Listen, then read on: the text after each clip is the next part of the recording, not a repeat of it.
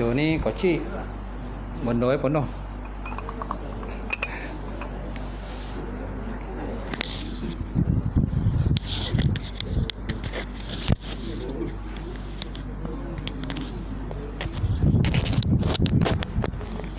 Baik.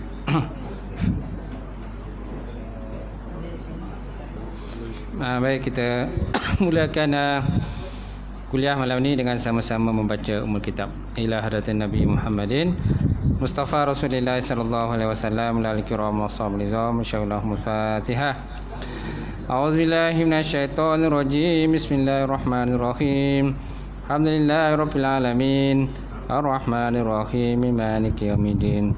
Iyyaka na'budu wa iyyaka nasta'in. Ihdinas siratal mustaqim. Siratal ladzina an'amta 'alaihim ghairil maghdubi 'alaihim waladdallin. Amin. Assalamualaikum warahmatullahi taala wabarakatuh. Memang tak kuat dah. Kuat dah ni. Kuat.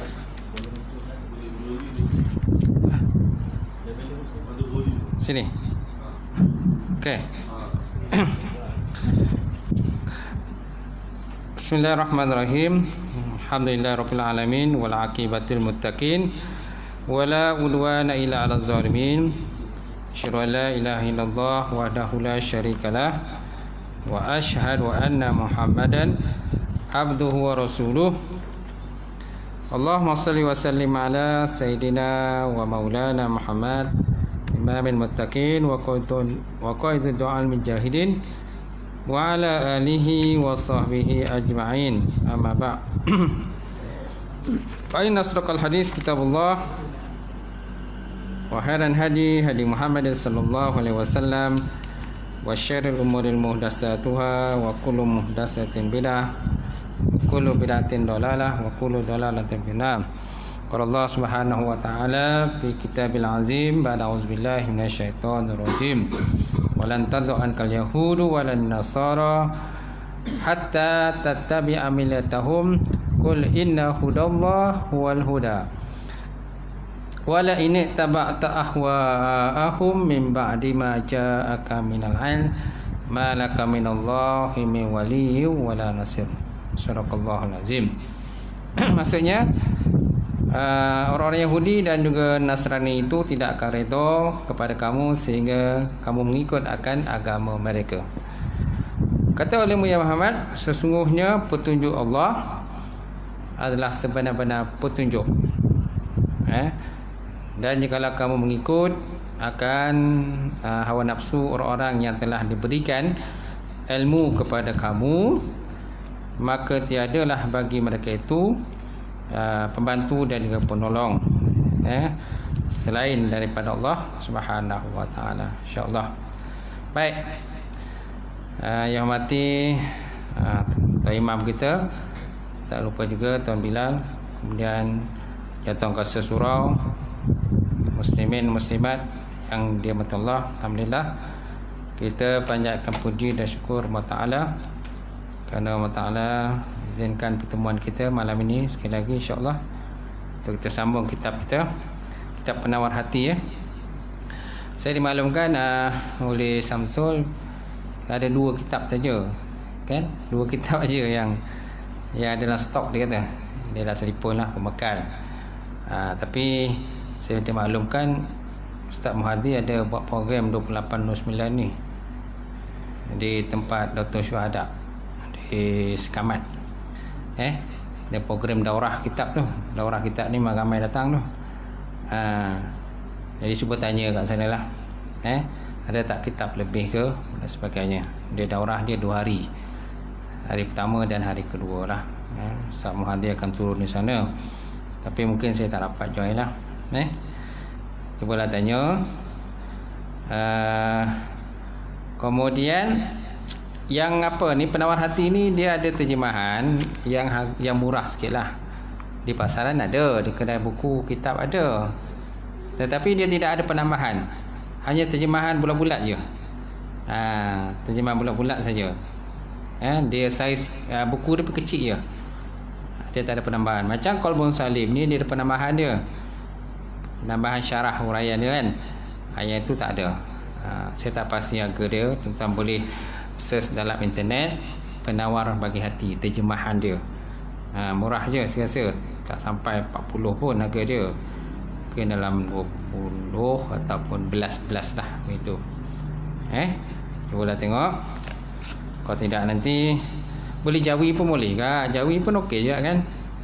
Sini berapa orang yang boleh Jawi, bahasa Jawi? Semua boleh? Ya Allah, hai. Saya ingat semua boleh baca Jawi. Berapa orang boleh baca Jawi?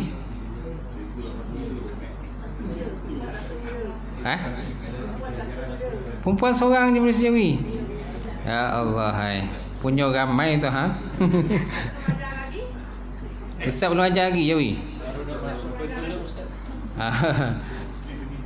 Jawi senang je, bukan susah pun.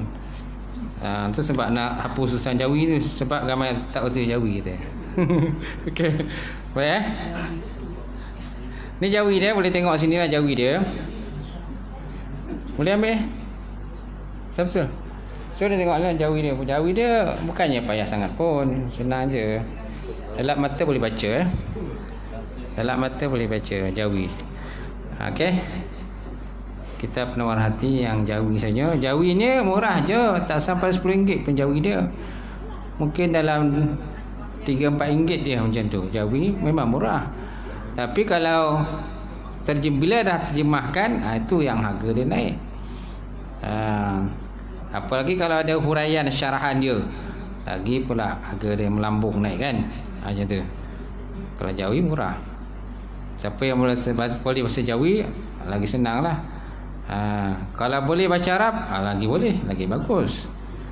Itu memang orang kata bonus lah. Siapa yang boleh baca Arab, boleh tuan-tuan. InsyaAllah usahalah kan. Nak si budaya, tak nak seribu dalih. Macam tu. Baik, insyaAllah. Jadi kita sambung hari itu pembahasan tentang basmalah ataupun nikmat hari itu. Kita masih lagi dalam dia punya mukadimah tu. Mukadimah atau permulaan kepada kitab. Belum lagi tuan-tuan masuk di dalam tajuk yang pertama, belum masuk lagi tuan-tuan. Belum masuk pendahuluan lagi pun, masih dalam mukadimah lagi, ataupun khutbah. Dia punya penyusun ataupun pengarang pada kitab ini, insya-Allah. Baik. Kita lihat di sini. Hari itu kita dah terang berkenaan nikmat Allah. Betul tak? So nikmat Allah Taala ada dua. Pertama nikmat dunia dan yang kedua nikmat akhirat. Okey, nikmat dunia ada dua. Pertama wahbiyun, yang kedua kasbiyun. Wahbiyun mana tanpa usaha. Tiba-tiba nikmat tu datang bergolek. Okey. Itu yang pertama. Yang kedua kasbiyun, perlu kepada usaha dan ikhtiar kita. Kalau tak usaha dan ikhtiar, maka sudah tentu kita tak dapat apa yang kita nakkan. Okey. Kemudian nikmat wahbiyun tadi terbagi dua pula. Pertama nikmat rohani dan yang kedua nikmat jasmani. Sedangkan nikmat kasbiyun, kasbiyun ada dua. Itulah termasuklah menyucikan jiwa daripada sifat-sifat tercela. Itulah takhalli. Kemudian dihiaskan dengan sifat-sifat yang diredai, akhlak-akhlak yang baik yang Allah Ta'ala suka, iaitulah tahalli. Takhalli, kemudian tahalli, dan satu lagi tajalli. Baik. Takhalli dengan tahalli ini daripada manusia, sedangkan tajalli daripada Allah. Allah Ta'ala buka kita, singkapkan rahsia-rahsia dia, maka dibagikan pada kita lah. Itu namanya tajalli. Sedangkan tahalli daripada usaha manusia itu sendiri. Apakah dia katakan takhalli? Takhalli mana mengosongkan jiwa daripada sifat-sifat mazmumah, sifat-sifat yang tidak elok, sifat-sifat yang buruk. Seperti hasad dengki, riak, tamak loba, takabur dan sebagainya. Lepas tu bila kita dah tahalli pula, mana mengisi pula dengan sifat baik. Bila kita dah sucikan jiwa kita, kosongkan jiwa kita daripada sifat yang buruk, kita masukkan pula dengan sifat-sifat yang baik, sabar, takwa, apa lagi tuan-tuan? Tawakal kepada Allah, berkata benar, okey, redha, syukur. Jadi apa saja sifat yang baik kita isikan dalam jiwa kita. Itu semua daripada usaha manusia lah. Sedangkan tajalli daripada Allah pula. Allah Ta'ala turunkan dia punya hikmah-hikmah tertentu, kan, ilmu-ilmu tertentu, maka diberikan kepada manusia. Seperti ilmu laduni, kan. Ilmu laduni ialah pemberian Allah Ta'ala, diberikan kepada mana-mana hambanya yang dia kenakilah. Begitu juga tentang inkishaf. Inkishaf mana terbuka sesuatu hijab, maka dia nampak sesuatu kelebihan. Ataupun contohnya kasyaf, ilmu kasyaf lah, ilmu macam karamah, benda-benda yang luar biasa lah yang Allah Ta'ala bagi kepada hamba-hamba Allah Ta'ala yang Allah Ta'ala kehendaki. Kita jangan minta. Kita jangan minta lah. Yang minta tu yang kadang tak dapat tu. Ini pemberian Allah, terpulang pada Allah Ta'ala lah, kalau Allah Ta'ala bagi. Baik, kemudian makna basmalah. Basmalah yang ditulis di awal kitab adalah untuk mengambil keberkatan. Kenapa ditulis bismillah ataupun basmalah pada awal kitab? Untuk kita ambil berkat. Ataupun apa sajalah, kita nak tulis surat ke, nak buat benda-benda baik, mestilah kita mulai dengan bismillahirrahmanirrahim. Nak makan pun begitu juga, kita baca bismillah. Nak memandu kenderaan pun kita baca bismillah. Kerana apa? Kerana di situ terdapatnya keberkatan. Sebarang siapa yang tidak baca bismillah, fahuwa aqta au ajzam, maka dianya seperti terpotong atau terputus. Kullu amrin zibalin la yabda'u fihi bi bismillahirrahmanirrahim fahuwa aqta fahuwa ajzam. Setiap apa saja pekerjaan yang baik, kan, yang ada kebajikan di sisi Allah Subhanahu Wa Taala, kalau tak dimulai dengan bismillahirrahmanirrahim, maka ianya terpotong ataupun terputus ataupun kudung. Dengan makna lain, qalilul barakah, kurang keberkatan terhadap apa yang kita lakukan tadi. Baik. Kemudian pada kata-kata bismillah, kata ulama, pada kata-kata bismillah terdapat 8 takdir. Terdapat 8 takdir. Takdir ni sesuatu perkataan, satu benda yang disembunyikan, tetapi benda tu ada. Istilah takdir ni biasa terdapat dalam Arab lah, dalam Arab. Bukan mana takdir itu, takdir qada tu bukan. Takdir ni sesuatu benda yang di segi lafaznya, di segi tulisannya tidak ada, tetapi benda tu ada. Tulisan tak ada, tetapi benda tu ada.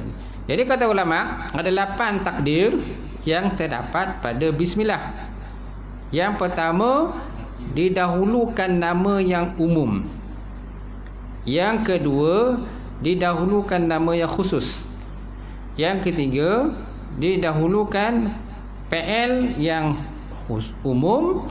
Dan yang keempat, didahulukan PL yang khusus. Yang kelima, ditakhirkan pula. Ditakhirkan nama atau isim yang umum. Yang kelima, yang keenam, ditakhirkan isim yang khusus.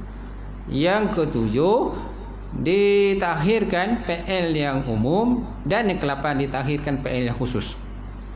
Ditakhirkan PL yang khusus. Pemana PL? Perbuatan. Pemana nama atau isim? Dalam perkataan Arab ni isim lah. Isim ni nama. Baik, yang pertama, didahulukan isim yang umum. Bila kita baca bismillahirrahmanirrahim, takdir pada awalnya itu iaitulah ubtadi'u bismillahirrahmanirrahim. Bukan bidayatun bismillahirrahmanirrahim. Bidayatun bismillahirrahmanirrahim. Permulaan dengan membaca bismillahirrahmanirrahim. Itu yang pertama. Yang kedua, didahulukan isim yang khusus. Iaitulah dengan kita takdirkan pada awalnya ta'lifun bismillahirrahmanirrahim. Ta'lifun bismillahirrahmanirrahim, penulisan yang dimulai dengan bismillahirrahmanirrahim. Taklif mana penulisan. Okey. Itu yang kedua. Yang ketiga, ditakdirkan fi'il yang umum. Itulah kita takdirkan ubtadi'u bismillahirrahmanirrahim. Aku mulai dengan bismillahirrahmanirrahim. Yang keempat, kita takdirkan fi'il yang khusus. Mana dia fi'il yang khusus? U'allifu bismillahirrahmanirrahim. Aku mulai penulisan aku dengan membaca bismillahirrahmanirrahim, ataupun menulis perkataan bismillahirrahmanirrahim. Itu yang keempat. Yang kelima, kita takhirkan pula. Kita takhirkan isim yang khusus, yang umum tadi. Mana kita takhirkan isim ataupun nama yang khusus, yang umum tadi. Iaitulah kita baca bismillahirrahmanirrahim, kemudian di ujung itu kita takhirkan bidayatun. Bidayatun, permulaan. Dengan nama Allah Subhanahu Wa Taala, bidayatun, permulaan. Ataupun bidayati, boleh ni. Bidayati, permulaanku lah. Kemudian yang keenam kita takdirkan, kita takhirkan isim yang khusus. Dengan kita baca bismillahirrahmanirrahim, kita ujung kita tambah ta'lifi. Ta'lifi mana penulisan aku. Dengan nama Allah Subhanahu Wa Taala, penulisan aku. Itu yang keenam. Yang ketujuh, kita takhirkan fi'il yang umum. Itulah kita baca bismillahirrahmanirrahim, ubtadi'u. Dengan nama Allah Subhanahu Wa Taala aku mulai. Dan yang ke-8, kita takhirkan fi'il yang khusus, dengan kita baca bismillahirrahmanirrahim ataupun kita tulis bismillahirrahmanirrahim, maka ujung yang kita takdirkan u'alifu, aku susun. Aku susun ataupun aku karang. Macam tu. So makna tuan-tuan, ada 8 jenis takdir pada bismillahirrahmanirrahim itu. Ada berapa tuan-tuan? 8 takdir pada bismillahirrahmanirrahim. Boleh? Boleh tak? Nampak?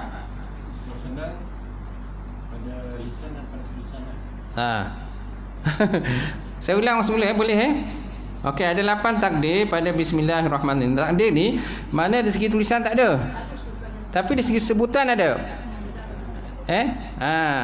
Di segi tulisan tak ada, tapi di segi cakap tu ada. Sebutan ada. Okey, yang pertama, pada bismillahirrahmanirrahim kita takdirkan kita dahulukan isim yang khusus. Kita dahulukan isim yang umum dulu. Kita dahulukan isim yang umum dulu. Apa takdir tuan-tuan? Bila kita baca bismillahirrahmanirrahim, kita sebut di permulaan itu kan bidayati. Bidayati mana aku mulai ataupun mulai, aku mulai dengan menyebut bismillahirrahmanirrahim. Bidayati, aku mulai dengan menyebut bismillahirrahmanirrahim. Yang pertama. Yang kedua, kan kita takdirkan, kita dahulukan isim yang khusus. Iaitu bila kita sebut bismillahirrahmanirrahim, kita takdirkan pada permulaan pangkalnya itu taklifi, penulisan aku dengan bismillahirrahmanirrahim. Penulisan aku dengan bismillahirrahmanirrahim. Okey.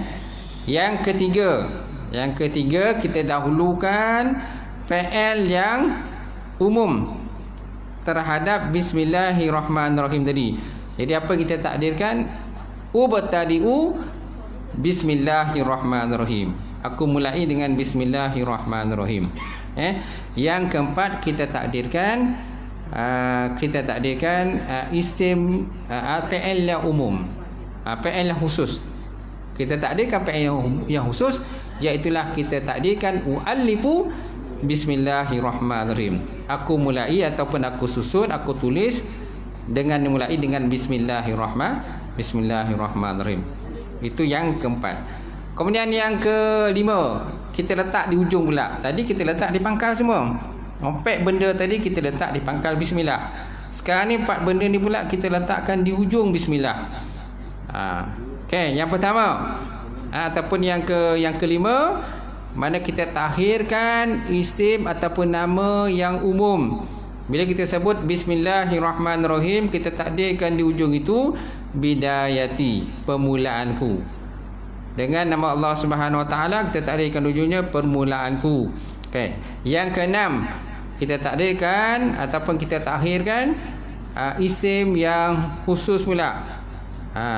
Bila kita sebut bismillahirrahmanirrahim, maka di ujungnya itu kita baca taklifi, penulisan aku. Taklifi mana penulisan aku? Taklif, ta alif hamzah, lam ya fa lam ya faya. Lam ya faya, taklifi mana penulisan aku, pengarangan aku lah, aku karang lah sesuatu kitab ataupun suatu buku. Okey. Yang ketujuh, kita takhirkan pula fi'il ataupun perbuatan. Fi'il mana perbuatan lah, kita letakkan pula di ujung pula. Kita takhirkan fi'il yang umum dulu. Bila kita sebut bismillahirrahmanirrahim, maka kita letak di ujung itu bidayati, permulaanku. Ibtadi'u mana permulaanku, ataupun aku mulai. Kemudian yang ke-8, kita takdirkan ataupun kita takhirkan fi'il yang khusus. Fi'il yang khusus. Bila kita sebut bismillahirrahmanirrahim, maka di ujungnya itu kita takdirkan u'allifu, aku karang ataupun aku mulai. Okey. So mana ada 8 takdir lah.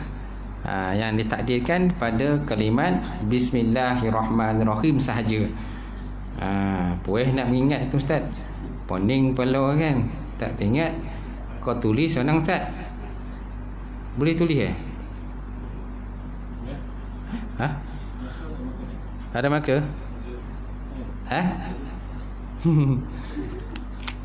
Ada marker? Tak ada.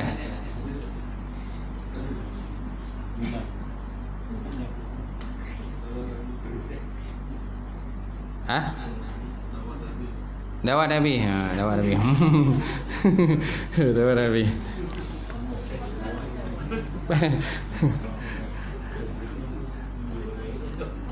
Ada? Kalau ada saya tuliskan. Kalau jangan cakap kan mungkin tuan-tuan tak nampak lah. Benda lah Ustaz cakap ni. Dah lah aku sakit kepala. Kan? Bila Ustaz cakap tu lagi sakit kepala aku dia. Tak ada Okey, tak ada, tak apalah. Kalau ada kami tahu, saya boleh tuliskan sana. Boleh kat papan putih tu, insya-Allah. Baik, kemudian sebab ditulis basmalah. Kenapa kebanyakan pengarang kitab dia menulis basmalah di awal kitab? Antaranya tadilah seperti mana nak beri berkat, ambil nak berkat. Antara sebab-sebab lain lagi kenapa ditulis bismillah pada awal kitab. Pertama, mencontohi cara susunan ayat Quran. Mencontohi cara susunan ayat Quran. Allah Ta'ala telah memulakan Quran dengan basmalah, seperti yang ada di Lauh Mahfuz atau setelah dikumpul dan disusun di dalam mushaf. Oleh itu secara tertib tuan-tuan, ayat yang paling awal dalam Quran ialah basmalah ataupun bismillah. Secara penurunan pula, ayat yang paling awal diturunkan ialah 5 ayat pertama surah Al-Alaq. Iqra' bismi rabbikal lazi khalaqal insana min 'alaq. So maknanya kenapa ditulis bismillah pada awal? Kerana apa? Kerana nak mencontohi cara susunan ayat Quran. Jadi ayat Quran itu disusun mulai dengan bismillah. Cuma ada khilaf ulama lah tentang bismillah ini, terutama bismillah pada ayat Al-Fatihah. Kalau kita dalam mazhab Syafi'i ini, mana bismillah termasuk satu ayat daripada surah Fatihah. Tetapi alam mazhab ini menyatakan bahawa bismillah bukan termasuk satu ayat daripada suratul Fatihah itu. Itu sebabnya mereka tak wajib, terutama sekali mazhab Maliki, mereka kata tak wajiblah baca bismillah pada awal suratul Fatihah. Tapi kita ni wajib baca. Kalau tak baca memang tidak sah lah sembahyang kita. Baik. Kemudian yang kedua, kenapa perlu ditulis? Kenapa kebanyakan ulama menulis bismillah pada awal kitab mereka? Kerana mencontohi perbuatan baginda Rasulullah sallallahu alaihi wasallam. Setiap kali memulakan penulisan dan surat-surat, Nabi biasanya menyuruh penulis baginda memulakan dengan basmalah ataupun bismillah, seperti surat yang diutuskan kepada raja-raja. Raja Rom, kan, Raja Parsi, Raja Mesir dan semua, kan. Jadi ditulis bismillahirrahmanirrahim pada awalnya. Mana contohnya? Seperti surat yang ditulis kepada Herakla, Raja Rom. Bismillahirrahmanirrahim min Muhammadin Rasulillah ila Herakla azim Rom, salamun man ittaba'a huda aslim taslam, inni ad'uka bida'ayatil Islam, aslim taslam yu'tikallah ajraka marataini fa'in tawallaika fa'inna alaika ismu irisiyin. Sampailah habislah. Sebenarnya Nabi mulakan dengan bismillahirrahmanirrahim. Surat ni dimulai dengan bismillahirrahmanirrahim daripada Muhammad Rasulullah SAW ila Herakla, kepada Herakla Raja Rom. Salamun man ittaba'a huda, sejahtera atas kamu bagi orang-orang yang mengikut petunjuk Allah Subhanahu wa taala. Inni ad'uka bidayatil Islam, sesungguhnya aku menyeru kamu dengan dakwah Islam ataupun seruan Islam. Oleh itu aslim taslam, maka naklah kamu masuk Islam, nescaya kamu akan sejahtera. Naklah kamu masuk Islam, nescaya kamu sejahtera. Aslim taslam yu'tikallah ajraka maratain, nescaya kamu akan mendapat 2 pahala kalau kamu masuk Islam lah. Pahala yang pertama ialah pahala kamu mengikut golongan ahli kitab yang sebelumnya ataupun kamu beriman dengan nabi yang sebelumnya. Yang kedua, kamu beriman dengan Rasulullah sallallahu alaihi wasallam. Jadi mendapat 2 pahala. Fa'in tawallaika fa'innaka alaika ismu irsiyin. Kalau seandainya kamu berpaling, tak nak mengikut apa yang aku dakwah ini, maka kamu menanggung dosa rakyat, dosa rakyat ataupun petani lah. Itu antara kata isi kandungan terdapat dalam surat yang diutuskan kepada Raja Rom. Begitu juga dengan raja-raja lain. Biasanya Nabi akan memulai minta Nabi.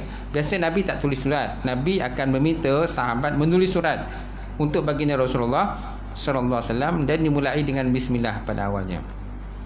Boleh. Baik, kemudian yang ketiga, kenapa dimulai dengan bismillah pada awal kitab? Kerana beramal dengan hadis Nabi sallallahu alaihi wasallam tadilah. Kullu amrin zibalin la yubda'u fihi bi bismillahirrahmanirrahim fahuwa aqta wa fi riwayatin fahuwa abdar wa fi riwayatin fahuwa ajsam. Setiap perkara yang baik yang tidak dimulai dengan bismillahirrahmanirrahim, maka dia akan menjadi terpotong ataupun terputus, ataupun kudung. Satu riwayat menyatakan terkudung. Makna terputus, terkudung, terputus apa benda lah tadi, maksudnya qalilul berkah, maknanya kuranglah keberkatan terhadap apa yang kita buat. Malahan kalau kita makan pun tak baca bismillah, tuan-tuan. Ada hadis menyatakan kita tak baca bismillah, siapa makan dulu? Siapa makan dulu? Syaitanlah makan dulu. Syaitanlah makan dulu. Jadi asalnya syaitan tu kurus. Bila kita tak baca bismillah waktu makan, maka syaitan yang makan dulu. Tu yang dia ada syaitan gemuk dan syaitan kurus. Gitu. Syaitan gemuk dan syaitan kurus. Kalau kerana sana kita banyak berzikir kepada Allah, kita banyak kata ingat kepada Allah Taala, maka syaitan yang mendampingi kita itu maka dia jadi kurus kering lah. Kerana setiap kita ni ada syaitan-syaitan yang mengganggu kita. Nak bangun subuh pun ada syaitan yang mengganggu. Dia kata lailun tawil, malam masih panjang lagi, tak payahlah bangun. Lah tunggulah, kata dah ujung-ujung kan barulah solat subuh, dia kata. Macam tu.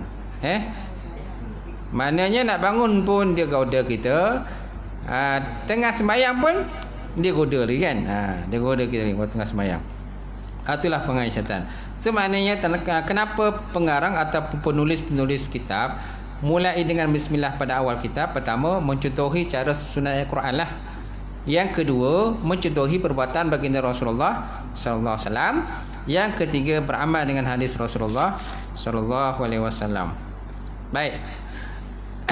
Kemudian setiap daripada huruf yang ada pada bismillah tu dia ada makna tertentu.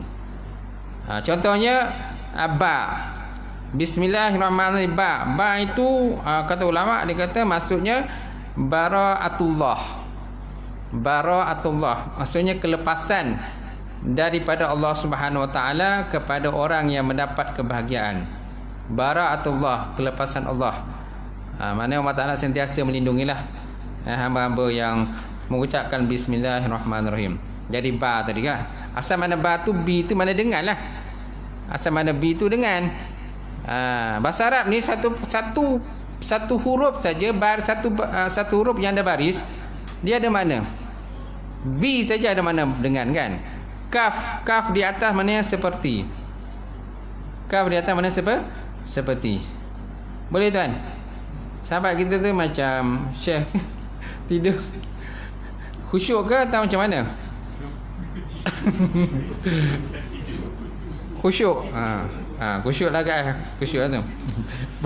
Jadi B tu mana dengan. Bahasa Arab dia memang macam tu lah. Walaupun sepatah perkataan tapi dia ada makna. Contoh ki. Ki maknanya pelihara oleh kamu. Kan? Kemudian sin pula. Tadi B maknanya bengabi dengan sin. Bismillah. Sin itu maksudnya sitrullah.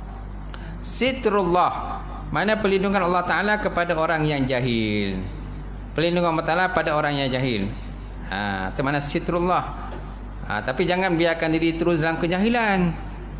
Kenalah belajar, kenalah mengaji, kenalah cari ilmu. Talabul ilmi faridatun ala kulli muslim. Untuk ilmu itu wajib kepada orang yang muslim. Baik, kemudian mim. Bismillah kan mim kan? Mahabbatullah. Mana kasih sayang kepada orang Islam. Kasih sayang kepada orang Islam ataupun orang yang beriman kepada Allah Subhanahu Wa Taala. Kemudian alif. Alif maksudnya ulfatullah. Ulfah maksudnya kelunakan ataupun kasih sayang Allah Subhanahu Wa Taala.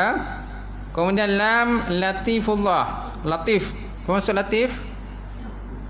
Apa maksud latif? Ya Latif, Ya Latif, Ya Latif. Kan biasa sebut Ya Latif kan. Maksudnya Latif apa? Kelembutan Allah. Bukan Latif. Latif lain Latif tu bahasa kita Latif. Tapi asalnya Latif itu asalnya Latif. Kerana kita ni baca kadang-kadang ikut slang kita, slang Melayu. Bila ikut slang Melayu jadi tak kenalah dia punya makna tu. Betul tak? Apa yang biasanya bahasa Arab kita bila sebut bahasa slang tu, slang kita ni dia punya bunyi tu lain. Apa lagi?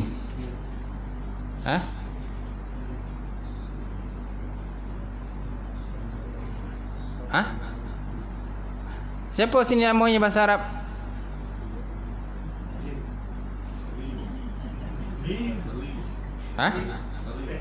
Salim. Salim kalau bahasa Melayu pun Salim jugalah. Tak jauh beza dia. Ni yang jauh beza. Beza tu jauh mana beza apa ya?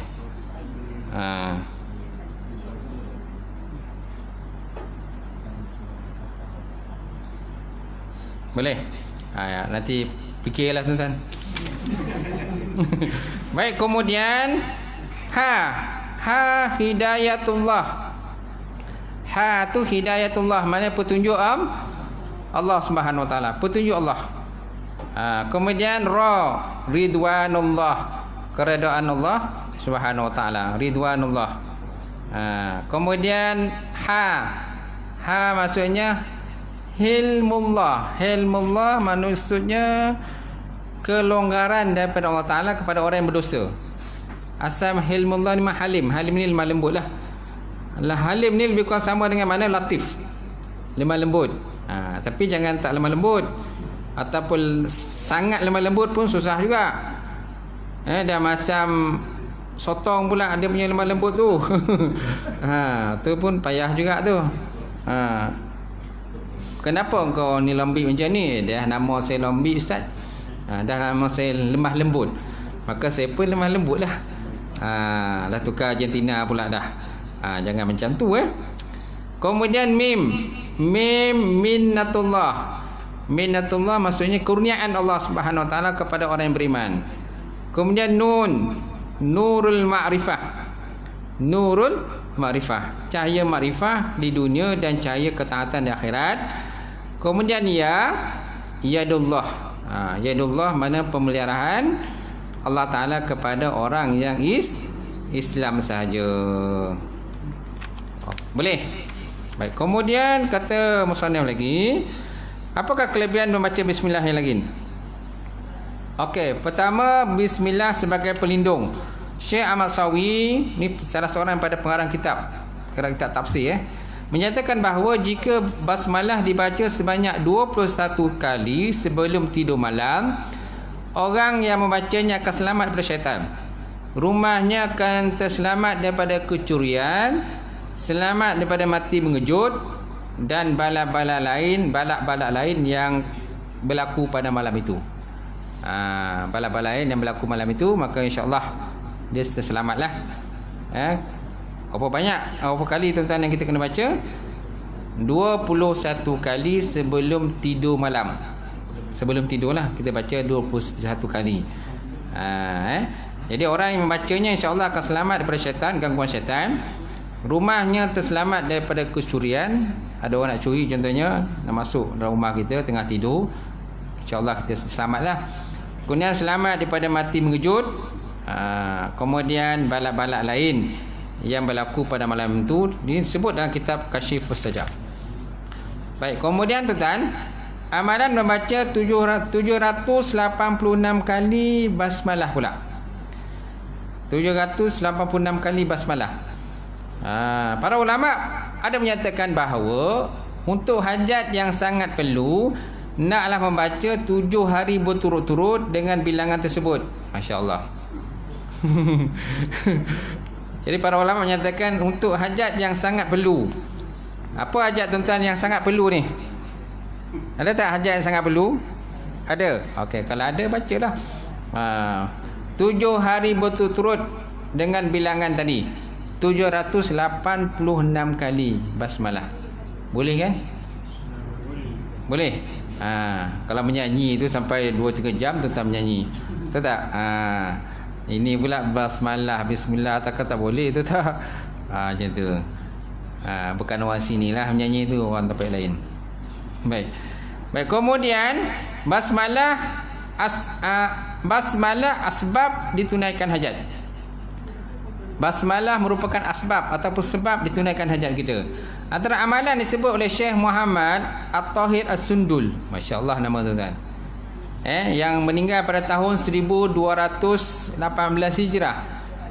Dia kata dengan niat supaya Allah Ta'ala menunaikan hajat yang besar, maka naklah kita membaca doa ini sebanyak 786 kali.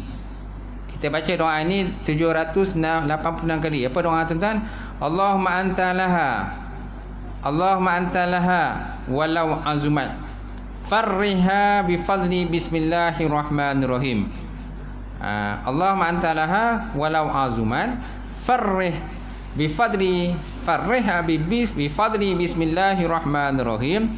Ya Allah, Engkau lah yang tahu tentangnya hajat-hajat, walaupun ia sukar, besar ataupun sukar. Bukakanlah jalannya dengan berkat bismillahirrahmanirrahim. Bukakanlah jalannya dengan berkat bismillahirrahmanirrahim. Ini dipetik daripada kitab Faridatul Faraid. Ini kitab akidah ataupun kitab tauhid tuan-tuan. Baik. Kemudian bilangan 786 untuk basmalah adalah merujuk kepada hitungan al-jumal. Hitungan al-jumal. Apa dikatakan hitungan al-jumal? Hitungan al-jumal ia adalah angka-angka yang diambil daripada huruf-huruf hijaiyah yang telah pun ditentukan ulama. Contohnya macam alif tu jumlahnya 1. Ba 2, Jim 3. Jim 3 dia tak ada sebut sa sini. Jim 3. Kemudian dal 4, ha 5, waw 6, zai 7, ha 8, to 9, ya 10, kaf 20 pula. Kaf 20, lam 30, mim 40, nun 50, sin 60, kemudian ain 70, fa 80, sod 90, qaf 100, ra 200, shin 3 titik tu shin 300, ta 400. Apa masuk ta pula? Ta 400, sa 500, kha 600, zal 700, ren 1000, kemudian dot 800 dan zo 900. Tu dia punya susunan ulama lah. Susunan dia. Tak tahulah macam mana dia punya kaedah menyusun itu. Tapi memang ada sebut dalam kitab ni lah. Boleh. Memang ada sebut dalam kitab ni. Okey, macam alif tu kira 1, ba tu 2, kan? Kemudian jim dia terus jim. Ta tu kat bawah. Ta tu 400 tadi. Ta 400, 500. Jim tu 3, dal 4 dan sebagainya lah. Jadi jumlah tu semua mungkin dihitung dan sebagainya, maka jumlahnya 786. Jadi kita digalakkan baca benda ayat ni tuan-tuan sebanyak 786 kali. Boleh tak baca tu? Nak tidur. Yalah. Kan macam tu. Yang tadi nak tidur tadi bismillah. Kalau bismillah tadi nak tidur, bismillah saja. Ni ada penambahan lagi. Allahumma anta laha walau azumat farriha bi fadli bismillahirrahmanirrahim. Ya Allah Tuhanku, engkaulah baginya. Engkaulah baginya hajat. Walau azumat, sekalipun besar. Sekalipun besar maksudnya sukarlah. Farriha, gembirakan olehmu akannya, bi fadli, dengan kelebihan bismillahirrahmanirrahim. Dengan kelebihan bismillahirrahmanirrahim. Boleh? Nak tulis ke? Saya tak ada benda nak tulis, jadi set dalam minda masing-masing sajalah. Macam tu. Boleh tuan-tuan? Macam tu. Baik, kemudian tuan-tuan, kemudian kita lihat tentang kalimat alhamdu. Alhamdu makna puji. Alhamdulillahirabbil alamin. Nampak? Segala puji bagi Allah Subhanahu wa ta'ala. Jadi kalimat alhamdu maksudnya pujilah. Puji terbagi pada 4, kan? Puji terbagi 4. Pertama, puji qadim bagi qadim. Yang kedua, puji qadim bagi hadis. Yang ketiga, puji hadis bagi hadis. Dan yang keempat, puji hadis bagi qadim. Macam mana dikatakan puji qadim bagi qadim? Maknanya Allah Ta'ala memuji diri sendiri. Qadim maknanya sedialah, sifat Allah Ta'ala yang bersifat qadim. Bukan qadim yang apa tu, adat tu kan qadim kan. Qadim ke qadim? Qadim. Qadim, K-O-D-I-N, qadim. Kan? Qadim lah. Supaya anak angkat tu dia dapat harta pusaka kan. Jadi dikodin ke lah. Kodin kan tu, darah tu dicampur ke lah kan. Dia dikodin ke lah. Kau dapat lah dia harta pusaka tu. Kan. Bukan kodin tu. Bukan kodin tu. Qadim. Qaf dal ya mim, qadim. Allah Ta'ala bersifat qadim. Pertama, puji qadim bagi qadim. Mana Allah Ta'ala memuji diri sendiri. Allah Ta'ala menyebut segala puji bagi Allah. Allah Ta'ala memuji diri sendiri. Yang kedua, puji qadim bagi hadis. Allah Ta'ala memuji hamba. Allah Ta'ala memuji baginda Rasulullah sallallahu alaihi wasallam. Allah Ta'ala memuji orang-orang yang beriman kepada Allah. Yang beramal soleh, maka Allah Ta'ala puji mereka. Atau puji qadim bagi hadis. Hadis ialah benda yang barulah. Iaitulah manusia ada benda baru. Kan? Selain daripada benda baru ialah Allah Ta'ala lah bersifat qadim. Yang ketiga, puji hadis bagi hadis. Puji hadis bagi hadis maknanya manusia memuji manusia. Si A memuji si B sebabkan si B ni mungkin seorang yang baik, akhlak yang bagus kan, dia yang orang kata semua baik-baiklah, maka si A memuji si B. Yang keempat ialah puji hadis kepada qadir, mana manusia memuji Allah Subhanahu Wa Taala. Di atas sifat pemurah yang ada pada Allah, kasih sayang Allah Subhanahu Wa Taala, maka kita memuji Allah Subhanahu Wa Taala. So maknanya puji di segi bahasa ialah alhamdulillah, segi bahasa maknanya puji. Apa saja bentuk puji maka dikatakan sebagai alhamdulillah. Alhamdulillah, segala puji bagi Allah. Kemudian puji di segi istilah pula ialah memuji dengan lidah sambil mengakui keagungan Allah Subhanahu Wa Taala atas nikmat yang diberikan kepada orang yang memuji atau orang lain. Contohnya memuji nikmat kejayaan yang beri Allah Ta'ala kepada anak yang berjaya dalam peksa. Anak kita berjaya dalam peksa, ataupun cucu kita berjaya dalam peperiksaan, maka kita puji dia. Kan? Alung ni pandai lah, cerdik lah, bagus lah. Jadi atuk pun nak bagi hadiah lah, kerana berjaya dalam peperiksaan. Kombang lah budak tu kan. Kombang lah budak tu. Ni sonyap je atuk boleh tak tahu dia bangang kan. Bengang lah budak tu. Dia dah belajar rajin-rajin dah kan. Dulu atuk janji nak boleh bersikap. Kau dapat, dia kata Alung dapat 8, kata 10A, atuk boleh yang bersikap. Tahu tak? Tak dibuli dah, senyap dia. Mengajuk lah dia. Mungkin atuk duit pencen tak masuk kan. Duit pencen tak masuk, bonus tak masuk, jadi dia tak dapat nak boleh tu. Okay. Baik, seterusnya tuan-tuan, asyukru pula. Syukur daripada segi bahasa adalah sama makna dengan alhamdulillah segi istilah.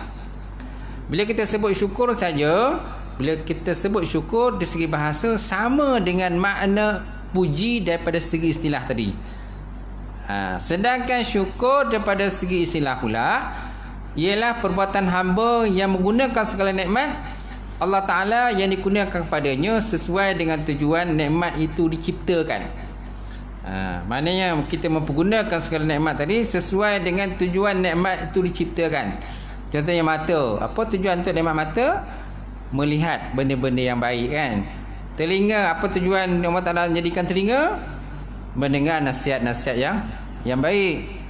Bukan dengar orang mengumpat apa sebagainya. Mulut, apa tujuan digunakan mulut? Cakap benda baik lah. Cakap benda baik, makan benda halal dan sebagainya. Okey, apa lagi? Tangan, apa tujuan dijadikan tangan? Kaki, apa tujuan digunakan kaki? Semua ada tujuan Allah Ta'ala cipta kan. Bukan hanya sekadar penciptaan begitu saja. Jadi apabila perbuatan hamba yang menggunakan segala nikmat Allah Ta'ala yang berikan kepadanya sesuai dengan tujuan nikmat itu diciptakan, maka itu dikatakan sebagai syukur daripada segi istilah. Syukur daripada segi istilah. Boleh. Kemudian kita digalakkan bila mendapat sesuatu nikmat Allah, maka kita menyebut-nyebut nikmat itu. Digalakkan kita sebut-sebut nikmat. Contohnya anak berjaya dalam peperiksaan, maka kita lah ke kawan kita. Ataupun kita nak pergi terbang ke mana tu? Pergi umrah ke pergi haji kan. Jadi kita buatlah kenduri dan sebagainya. Kita ni kan rajin kenduri. Anak nak sunat pun kenduri juga. Tahu tak? Anak nak sunat kan, nama cucu nak jojak tanah pun nak kena kenduri, semua nak kena kenduri kan. Jadi dalam kita nak sebut nikmat Allah Ta'ala ni, maka digalakkan sebut tahaddasu bi nikmatillahi syukrun wa tarkuha kufrun. Kita nyebut nikmat ni merupakan satu syukur juga. Meninggalkan menyebut ni merupakan satu kufur. Man lam yashkurul qalil lam yashkurul kasir. Barang siapa yang tidak berterima kasih dengan pemberian sedikit, maka tidak berterima kasih dengan pemberian yang banyak. Man lam yashkurun nas lam yashkurullah. Barang siapa yang tidak berterima kasih kepada manusia, maka dia tidak berterima kasih kepada Allah Subhanahu Wa Taala.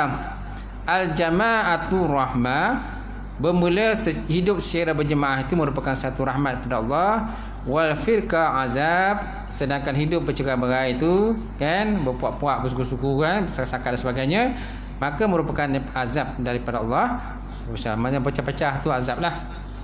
Baik, cuma dalam menyebut nikmat itu jangan sampai kepada riak. Jangan sampai kepada riak ataupun menunjuk-nunjuk ke orang lain. Itu yang tak boleh kan. Itu tak digalakkan. Kalau hanya sekadar sebut-sebut begitu supaya kawan-kawan pun orang kata mendoakan kita, kan? Itu memang digalakkan lah. Macam tu. Faham kan? Kemudian hukum membaca alhamdulillah. Hukum membaca alhamdulillah ada beberapa hukum. Pertama, wajib. Wajib kita membaca alhamdulillah. Waktu bila tuan-tuan? Waktu memulakan khutbah Jumaat. Kan rukun khutbah ada berapa tuan-tuan? Rukun khutbah ada 5 kan? Rukun khutbah Jumaat ada 5. Pertama memuji Allah lah. Kita memuji Allah Subhanahu Wa Taala. Lepas tu berselawat kepada baginda Rasulullah sallallahu alaihi wasallam. Lepas tu berpesan dengan ittaqullah. Ittaqullah haqqa tuqatih wa la tamutunna illa wa antum muslimun. Berpesan kepada sidang jamaah supaya bertakwa kepada Allah. Apalagi yang keempat, membaca sepotong ayat daripada surah ayat Quran. Memotong satu ayat daripada Quran. Apa saja ayatlah. Okey, yang kelima, mendoakan orang-orang Islam. Allahumma fil muslimin wal muslimat wal mu'minin wal mu'minat. Okey, itu termasuk dalam rukun khutbah. Mesti dibacalah. Mesti dibaca di dalam bahasa Arab. Syarah itu, huraian-huraian itu dalam bahasa kita boleh. Cuma dia punya rukun tu mesti disebut dalam bahasa Arab. So maknanya membaca alhamdulillah hukumnya adalah wajib. Ketika kita memulakan khutbah Jumaat. Yang kedua, sunat membaca alhamdulillah di dalam setiap keadaan, seperti kita memulakan doa. Kita mulakan doa ataupun selepas makan dan minum, kita membaca alhamdulillah. Kan? Alhamdulillah kan?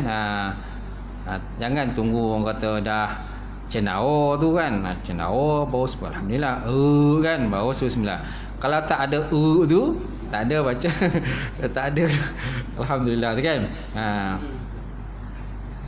Ada sebuah tempat tuan-tuan memang imam tu dibaca. Habis je kenduri tu dia akan baca alhamdulillahillazi at'amana wa saqana wa ja'alana minal muslimin. Sebelum makan maka imam terbaca Allahumma barik lana fima razaqtana wa qina azabanna wa qina azab. Habis je makan kenduri semua, imam akan angkat tangan, semua akan aminkan alhamdulillahillazi at'amana wa saqana wa ja'alana minal muslimin. Okey. Ada sesuatu setengah tempat lah. Macam tempat rumah saya tu di rumah saya di mana tu? Di Sungai Rambai, Sungai Rambai Melaka tu memang imam tu dia akan baca. Kat sini kat kita ni biasa tak ada lah. Sendiri-sendiri dia kata. Sendirian berhad je. Tentang doa selepas makan tu. Tapi kalau doa sebelum makan tu semua akan baca ramai-ramai lah. Macam tu. Kemudian yang ketiga, makruh. Makruh baca bismillah jika dibaca di tempat kotor, seperti dalam tandas, tempat pembuangan sampah, atau tempat penyembelihan binatang. Penyembelihan. Ini tempat yang tidak digalakkan lah kita membaca bismillah. Malahan waktu sembelih pun kita disunatkan baca bismillah sahaja. Bismillah saja. Ini alhamdulillah kan? Ini alhamdulillah. Bismillah saja kita sunat baca. Ar-Rahman Ar-Rahim pun kita tak digalakkan baca. Hanya sekadar kita baca bismillah. Okey, kemudian haram. Haram ketika nak dan sedang melakukan maksiat. Tengah mencuri. Dapat harta curian, apa benda dicuri dia dapatlah berjaya. Maka dia kata alhamdulillah berjaya kita mencuri malam ni. Berjaya perancangan kita dan banyaklah hasil labuan yang kita curi malam ni. Alhamdulillah kan. Macam tu. Tu memang orang kata nak kena twing sekali lah. Macam tu. Mana tempat yang tak sesuai lah kita baca alhamdulillah ataupun pujian kepada Allah Subhanahu wa taala. Okey, sekadar itulah tuan-tuan kita punya kupasan malam ni, perbincangan kita. InsyaAllah akan datang kita sambung lagi apa-apa yang terdapat dalam kitab ini. Wallahu alam. Baik, saya buka pertanyaan lah kalau ada soalan. Kitab tadi boleh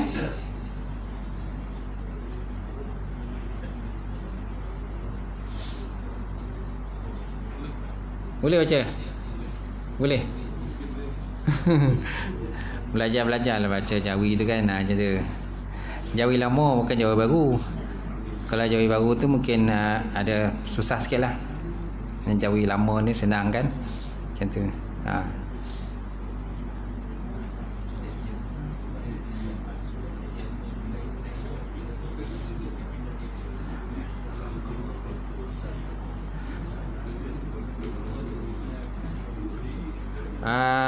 Ada satu kitab Jawi saya mengajar di Surah Taman Tampin Jaya.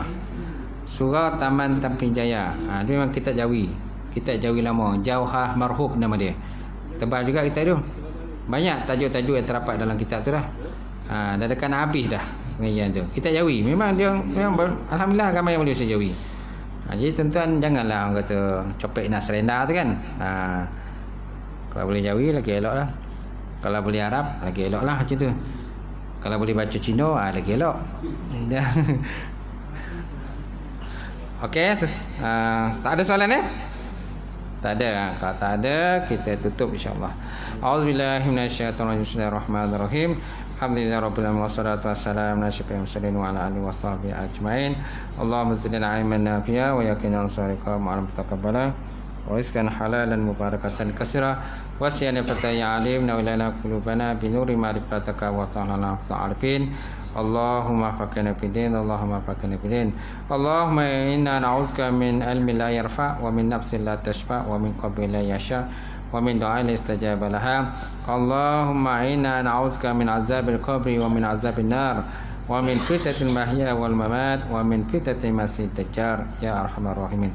Rabbana zidna ilma, Rabbana zidna ilma, Rabbana zidna ilma, Rabbana atina fid dunya hasanah wa fil akhirati hasanah wa qina azabannar. Subhana rabbika rabbil izzati amma yasifun wa salamun alal mursalin. Alhamdulillah. Qabalallahu minkum.